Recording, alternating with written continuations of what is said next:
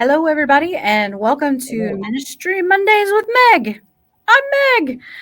I am Reverend Meg Biddle. I am the National Coordinator of Ministry Life at the American Baptist Home Mission Societies in King of Prussia, Pennsylvania. And joining me today is my friend and colleague, Reverend Jason Mack, who is pastor of Underwood Memorial Baptist Church in Wauwatosa, Wisconsin. Got it. Got it. All right. On my first try and everything. Bonus points for me. So Jason, one, thank you so much for doing this. My Monday shenanigans.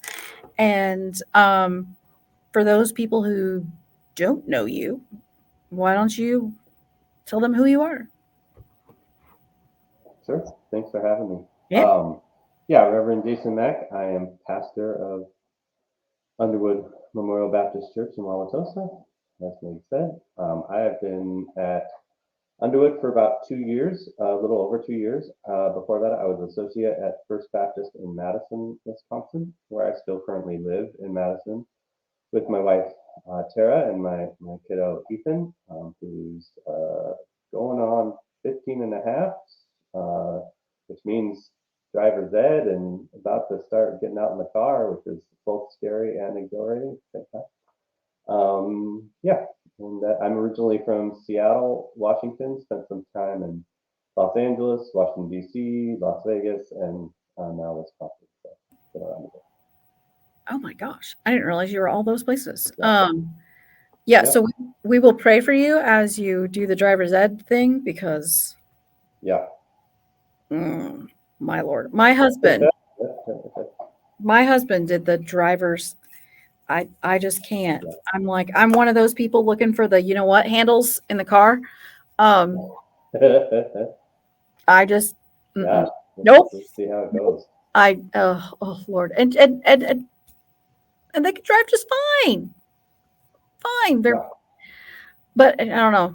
It's that control thing. Anyway, um, so you said you've been there 2 years, and I had Yeah. remembered hearing your story in more than one place about being called in the middle of COVID and then like Yep. not meeting your whole entire congregation or something like that until you were like a year in or something like that. Is that right? Yeah, that's about right. Yeah. So I met the search team a couple of times and did my I don't remember what you call it, open pulpit, Yeah. secret pulpit, I don't know whatever it is. Pulpit. Both of I those want to say happened pulpit before supply. COVID. Yeah. That's not right. Yeah. Both of those happened before COVID, so I got to meet half a dozen folks, and they're really kind of the heart of the church in a lot of ways. So they represented a good sort of feel for what the church is, who the church is. But then, yeah, then they wanted me to come and preach, for the congregation and meet the congregation, and we scheduled that. And then about a month before that, COVID hit. So we did it anyway. We did it on Zoom, and so we did the service on Zoom, and then they had a congregational meeting on Zoom, and then they called me. And then my first year or so was on Zoom, and then we transitioned to in person. Yeah, so it wasn't actually a terrible way to start a ministry, really, in that I spent that first year in just a lot of one-on-one meetings with folks on Zoom and got to know people. There wasn't a lot of expectations. I couldn't like start a new ministry, or I couldn't, there was a lot of stuff I could do. So in that way, it was kind of a nice on ramp. But there were challenges too, especially as we started transition back and the timing of that and different people's different ideas about how that should all be timed. That was kind of tense. And then when, other conflicts did arise over just, different visions or different expectations, not having had that time with folks, in person, I think kind of it stunted the relationship growth a little bit. So it's had some challenges too, but I think we've mostly worked our way through all that stuff. Well, that's good. Yeah, I imagine that would be hard. I mean, growing relationships when you can only do it like this, virtually. I mean, Yeah, Hmm. I mean, yeah, It sure. was good for like initial get to know you stuff, but it wasn't like, there was no coffee hour, there was no chatting, there was no, so I didn't really get to see how people interacted with each other and get any of those. I started to get to learn any of those dynamics. And Yeah. then there was just not, every conversation was like intentional, which is good to have intentional conversations, but it's also good to have unintentional conversations, if that makes sense, right? Like that's Yes, part of relationship absolutely. building is just to have the like, how was your weekend? What happened at the Packers game or whatever. Those kinds of meaningless conversations also build, I think, a lot of connective Oh, yeah, they tissue. do. And Yeah. then you want to make, yeah, Yeah, I agree. not able to have those. Yeah. So now that you're moving back into what, mostly everything at the building, or kind of what happened? Yeah. We're completely back. They did create a good sort of online worship experience. So that's still active. And people partake in that, and adult Sunday school people, a couple people partake in that online, but basically and our like, yeah, it's funny. I guess we are sort of hybrid now. Yeah. Like our leadership meetings continue to be online, which I actually wish they weren't to be honest, but that's what everyone prefers, which I understand. It's definitely easier, but again, the I heard somebody say like online you don't build trust in the same ways that you do in person, Mhm. and so having the time to kind of connect in person as a team, I don't know. I think it's more valuable than people give it credit for. Yeah, I get that. I mean, having done the pastor thing, how it kind of seems like, if we did all this online, maybe that would cut out some of this other stuff. But two, all that, you're right, you miss all that other stuff. Yeah, All those other, yeah, and they've all known each other for right, and they've all known each other for years. So for them, it doesn't feel necessary, I think. But for me, it does, and so yeah, we've kind of now we're at like quarterly. We do our meetings in person okay, sometimes, but it's not as consistent as I'd like it to be. But it's it's a work in progress. I think yeah. everything. So pastor, dad, husband, Oh, and I'm in school. Yeah, I'm getting my doctorate at Central. That was the other thing I wanted yeah, to mention. yeah. Yeah, So what do you want to talk about? Are you at the point where you're allowed to, or is yeah, I'm. Yeah, it like Mission I'm Impossible, secret mission kind of thing? yeah. I when I first started, even in the search process at Underwood, they right away started talking about wanting to use their building and property in new ways, both to try to serve the community better and to help their financial, bottom line. And so that intrigued me, and I think that's an interesting challenge. And so we started a process, a year-long process with the organization called Rooted Good, kind of really thinking about that intentionally and trying to be creative and open-minded about what we could do with the building and property. And so that sort of just timed out with my needing to write this research paper for my doctorate, and so I decided to study that. And so I'm studying 5 different congregations, all in the Wisconsin area, Madison, Milwaukee area, that are all in the same process, talking about what are they going to do with their building and property, what are creative solutions, whether it be rentals, whether it be new development, whether it be selling, whether it be creating a coffee shop, all these different kind of options. And so I'm researching those, and then I'm using the idea from like the business world of design thinking, how designers think to create new ideas and new solutions, trying to apply that process and that mindset of design thinking as a lens towards this issue of building a property in the church. And what's been exciting about it to me is that I'm realizing that it is a national, probably international too, but it is a national phenomenon. Like there are just thousands and thousands of churches across the country that are in buildings that were built in the 50s and 60s when everyone was going to church, and they sit 500 people, and now they have 30, 50, 100 people in the congregation, and they can still be really thriving congregations, but they're in this building that doesn't fit them anymore, and they want to be stewards with that. And selling sometimes is an option, but I think there are much more creative options available to us than just selling to the highest bidder. I think there are much more kingdom oriented options available to us than just selling to the highest bidder. So I really hope that we, at least in ABC, can start to have a more broader national conversation about best practices and about just things to be thinking about, questions to be asking, resources, and et cetera, about that issue that's facing a ton of churches. I mean, yeah, and I think it's great for congregations that are able to think that way, but not all are willing to even go there. Some are just so married to the building itself that to even suggest that you use that property or uh, sell the property.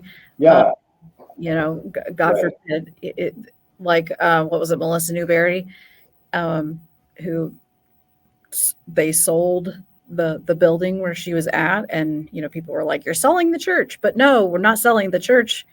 The Right. building, the church is the people. Yeah, yeah, absolutely. I mean, I think that's one of the challenges. But even in that scenario, like, um, why not use the space you're not using? I've heard of churches like partnering with the local YMCA, right? And so then they have an after school program that they didn't have before. And just looking at the space as a resource for the community, that can also, if it brings in $2,000 a month, like what church couldn't use an extra 25 grand a year, right? So Right. um, there are less and greater, dramatic solutions out there that are available. And what happens is if congregations don't start thinking creatively while they still have some life, then that's when they just get to the point where they die, they sell the building, somebody builds $1 million condos, and it doesn't bless, well, anyone really, other Right. than the developer. Yeah. Yeah, I agree. And often they do really good things with that money, which is cool. Like, they give it to great organizations, and that, and God bless that. But I want people to make that choice intentionally, not because they ran out of options, right? Like I want churches to start thinking about that before that's the only last option available. So has your own congregation gotten there yet? As far as Yeah, well, right. That's what we're talking about. There's a small group of us that are really focused on it, and then I've been preaching about it and talking about it really the last couple of months pretty explicitly. And we'll see. They might very well decide that they don't want to do anything, or they might decide that they want to do something really dramatic, or they might, most likely want to decide some path in the middle of those two options, and we'll have to navigate that together. I love the idea, of us being good stewards of what we have Yeah, been blessed with, and yeah, I get it, that this building has been essential to so many people, married, right. buried, all those things, Yeah, and we're not negating the history, but what else can we do with how can we be a blessing to the community that we serve with, you know um yeah. Right. And so how do we make this like, how do we make these conversations just another part of that, right? Like, so yeah, yet the building has blessed you in all these ways. How can it continue to be a blessing in new ways, yeah, but again, it means letting go, right? It means you might not get to be buried here. It means, or if you are, the sanctuary might look different because now it's a multi-use community space, or whatever. yeah. I heard of a church that turned their sanctuary into an indoor playground for the kids in the area, right? Like, how cool is that? That's awesome. Yeah, I love it. I know. And then they still have church, right? They probably have a little chapel or something somewhere else, which is plenty big enough for them for their congregation. Yeah. So Oh yeah, lots of cool stuff. that's amazing. Yeah, what a tremendous use of Exactly. space. Yeah, and Yeah. if we could just be people that, yeah, oh yeah, wow, well done. Well, I look forward, to seeing what happens as a result of your project. Hopefully, it helps Yeah. move some of those conversations forward. I mean, I know Sarah Stressel-Kagi, her church is in process of working on something, and we've got Ben Wakefield in Indianapolis and their tiny house project. Right. I just think those are just some amazing, amazing things that years ago people wouldn't have even been remotely willing to have those conversations. Yeah. And maybe if the pandemic did anything, maybe that's Yeah. part of what it's done. Yeah, right. Like that's a good example. Like, Underwood was just as strong online during the pandemic as we are in person now, as far as like attendance and participation, right? So that just kind of opens your mind to what's possible. Yeah. But it requires having the open mind thing. So you guys are active in your community and things like that, right? I Googled the church. So like I found something about beer garden and brat fry or something like that. Am I in the right place? Is that your church? Yeah. That's like that's true. lots of fun. That's a big event. Yeah, it was great. We've done 2 big events this summer, or summer fall. Yeah, one was we had a beer garden and drop fest outside in our courtyard. We have this lovely courtyard in our property. We had a polka band that came and played, and kind of coincidentally, it worked out. We had a young man, senior in high school, heading off to college, just started coming to our church over the summer, and then told me he wanted to be baptized. Like, he's a brand new Christian, and this, we're not a church that does a lot of adult baptisms. And so we also had an adult baptism that same Sunday, and his whole family came for that and came to the breakfast. Yeah, so that was really great. And then a couple weeks ago, we had this fun event where one of our members just called a bunch of other sort of Baptist and Pentecostal and other churches throughout Milwaukee and said, we want to have a music festival. Bring your choir on Sunday at 2. And like 10 gospel choirs showed up to our church, and we had this like music festival. And then he cooked a like 3-course meal afterwards for everybody. Yeah, it was just one guy. I mean, I helped him out as much as I could, but it was just his idea, Passmore, and he just made it happen. Yeah, it was so much fun. That's awesome. This is one of those things. When he brought me the idea, I was like, "That's never going to work. They're never going to want to come. Nobody's going to." And it was just this great. And you get 10 choirs that. I said that in my head. I didn't say that to him, obviously. Right. I just said it in my head. I was like, I don't think that's going to work. But go for it. And then he went for it, and it was fantastic. And now we want to do it every year. Oh, yeah. I mean, how fun. And I love that they're, all sorts of denominations and people of faith, and hey, let's all just come and do a thing, Wow. Yeah, and then one choir, they, their daughter, maybe 10 or 11, came, and she was like, "Well, I play the piano." I was like, "All right, go play the piano." So right in the middle of this gospel fest, this little girl played her little song on the piano, and everyone hooped and hollered and cheered and praised Jesus for her, and she loved it. Yeah. I see. Yeah. So the way the body of Christ should be, I mean, exactly. Exactly. That's fantastic. And yeah, I know that feeling, that pastor feeling like, in the back of your head, this is never going to work. But hey, Yeah, exactly. Hey, go for it. Great. I'll help you in any way I can. Right. And then look at it. That's brilliant. That's brilliant. But yeah, when I Googled your church, I was like, oh my gosh, look at that. I brought beer. Yeah. How awesome. Yeah. They're cool in that way. So what else is going on? Anything? Well, as far as the church goes, those are the big things. Yeah, these conversations about the space, and then the cool summer and fall, and yeah. And you are almost finished with the demon. Yeah, it's due January 1st, which is terrible timing. And, I've already warned my family that Christmas break you might not see a ton of me on Christmas break, because I'll be finishing up. Right. But yeah. Right. I'll see you next year, kind of thing, and mean it. Yeah. Exactly. Yeah. That is a rough time for a pastor to have that due. Wow. Mm-hmm. But I mean, you have to have other dates. So. Yeah. So as you've served as in ministry and things like that, can you think of like one thing you wish you could have told your younger self, like looking back? Mm, yeah. I mean, the thing I'm always wrestling with is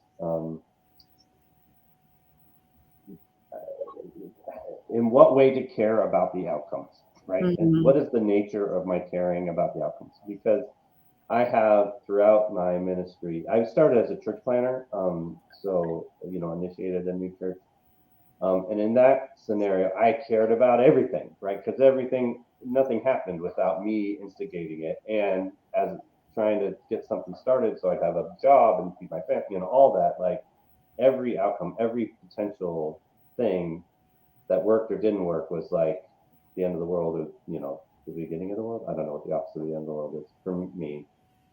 And then as an associate, I had little power, right? And and had to kind of be like, all right, this is their church. I'm not lead. I can bring ideas, but I only can just sort of bring my ideas and do my work. It's up to them to sort of decide. And so I had to kind of change how much I cared about the outcome, or the way in which I cared about the outcome.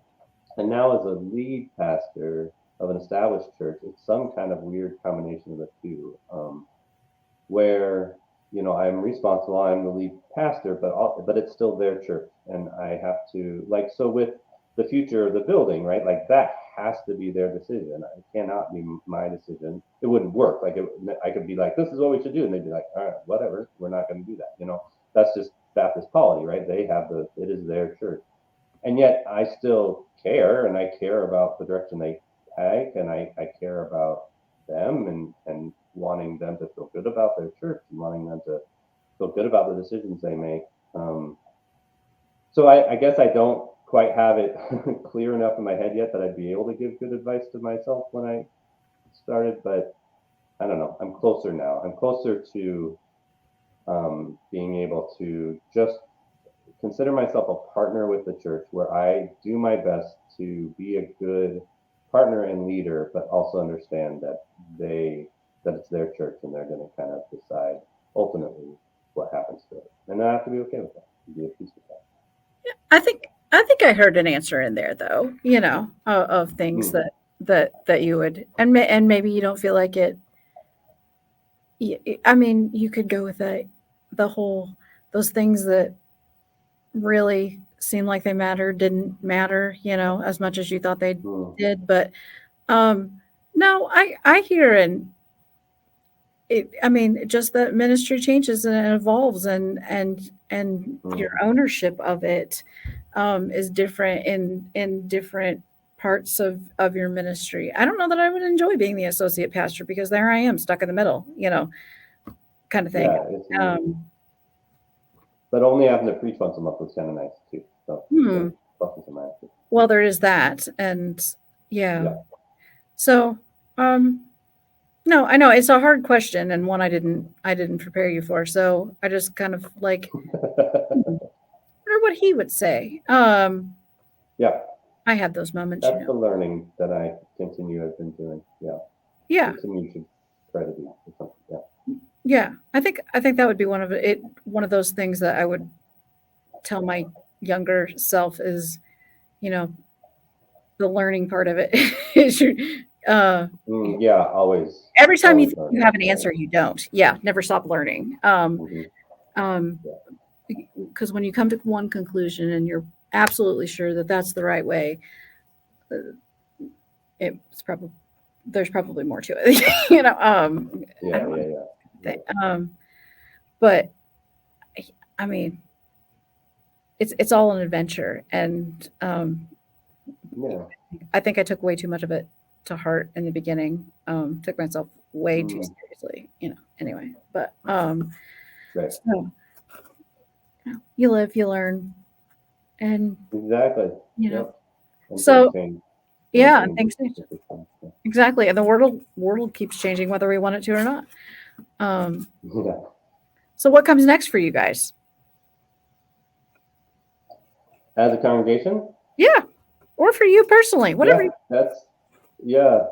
Um, yeah, that's really up to the church, and so it's kind of, I think, as a team, as leadership, kind of coming up with some options and paths, and then figuring out a way to really decide and being like, what do we want to pursue? Do we want to pursue rentals? Do we want to pursue redevelopment? Do we want to pursue sale? Do we want to pursue buckling down and trying to really make it work like it is now without any of those dramatic changes? Right. All those paths are open, and I can see a possible future for each of them, though they have different uh, percentages of success rates in Sure. my mind. Sure. Right. Probabilities for success.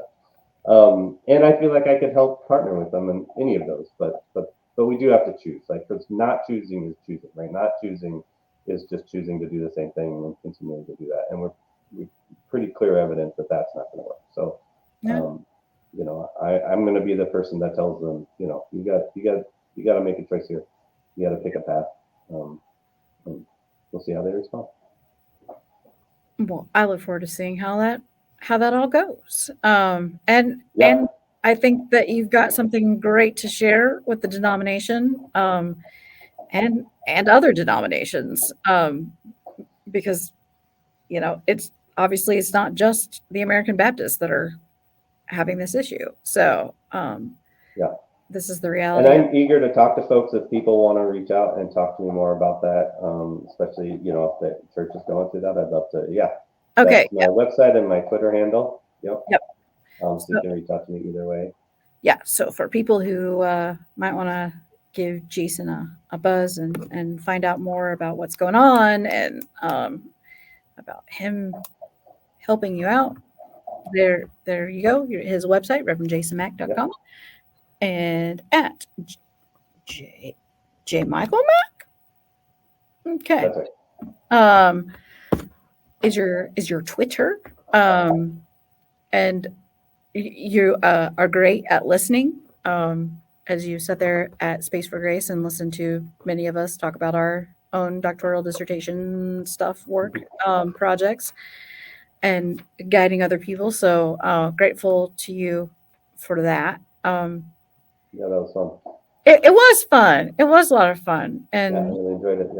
yeah, and I mean it. I mean, I do look forward to seeing like this all come together, to seeing you have a place, a conference, a whatever, a webinar, Yeah. where you get to go. This is my study, and this is what I have to share with you. This is my gift, to you, kind of thing. Yeah. Thanks. I'd love to do that, and I have some dreams of trying to publish this thing once I'm all done. So we'll see. We'll see if I actually do the work entailed in trying to make that happen. So viewers, stay tuned. We'll Yeah, see exactly. what kind of shenanigans we can get ourselves up to, and how we can, which is my favorite part of doing this, is like going, here's somebody that I met, and here's what I learned about what they're doing, and what can we do with that? How can we help them? Who can we put them? That's why I love doing this, is just giving people a place to talk about their ministries, their things, their whatevers, and it's always amazing to see what comes out of these conversations, and who you can connect people with. That's super important. I mean, if the church is going to figure out what it needs to be in the coming decades and centuries, like, we're going to have to network and talk to each other to find paths forward, because none of us can really do this on our own or figure it out on our own. So, Exactly. So viewers, get a hold of Jason, and he's a great listener. And I'm sure he'd be willing to help you through the process too. So as we kind of wrap this thing up, then the joy question, which is my favorite question of them all. Wait, but before I go there, just make sure. Did I miss anything? Anything else you want to talk about? Oh, no, I think we covered everything that's interesting about me. Do you have a dog? Do you have a pet? I don't. I'm so sad about that. I'm allergic to everything that has. Me too. And my kid would so love a pet. they'd be so great. The I pets. know. They're so loving and affectionate. I know. Yeah. So as soon as they move out of the house, I'm sure they will Uh-huh. dive off. The struggle is real. I get it. I'm everything, literally, grass, trees, Yeah. weeds, you name it. Everything, Oh yeah, me every. too. All Yeah. of them. So sorry, kiddo. It's real. Dad's not making it Yeah. up. Right. There are Exactly. other. So, um, all right. So then, now the joy question. So, everything that you Yeah. do, whether it be ministry, dad, bowling, what have you, what brings you joy? Well, my kid, my family, being with them, travel. I love to get out of the state, and just see something new. I have discovered that I like to write, which is kind of a surprise to me, and so hoping to find ways to do more of that in the future. Mm. But honestly, lately it's been getting chances to hang out with colleagues, like outside of my immediate church context, but other folks just asking these questions and doing this work. Folks, hanging out with you and Erica, Doug, and Lauren, Maria, and others, like this last, whatever that was, a couple months ago. Yeah, I maybe it's partly of the coming out of the pandemic, right, and not getting to do that for a good solid 2 years that I really hunger for it, and really enjoy it when I do have the opportunity. I have another group of folks that are interested in the design thinking part of my work and applying that to the church, and that's like a burgeoning conversation that's happening. And so we meet every 6 or 8 weeks or so and just have a conversation about design thinking in the church. So that's been really cool. So yeah, thinking about the future of the church and doing it with other people who are thinking about the future of the church, I could do that all day. I just love it.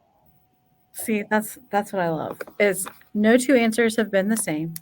Um, Yeah, and then that question just like I don't know, it just shows people's heart, really. And yeah. so design thinking is my next class for DMen. So Oh, fun. yeah. Yeah, So I that's look great stuff. forward to um yeah, getting in there and learning more myself. So um I thank you for your time. Um Of course. and anyone who wants to join Underwood Memorial Baptist Church, be it online or be it in person. I'm sure they would Yep, love to have you. So we have absolutely. Reverend, soon to be Dr. Jason Mack. And Fingers crossed. yeah, oh, you'll be fine. Come on. You'll be fine, please. Um, I'm just gonna like have to make these.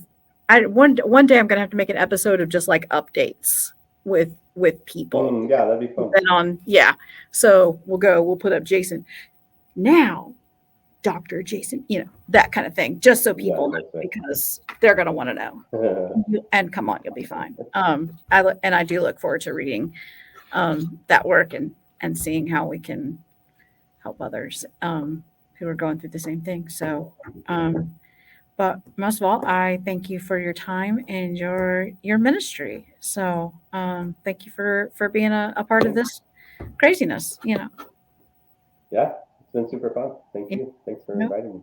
no problem. And we thank everybody for watching. And you can catch us here on Facebook, ABHMS, Judson Press. You can catch us on YouTube Mondays at 11 a.m. So we thank everybody for watching.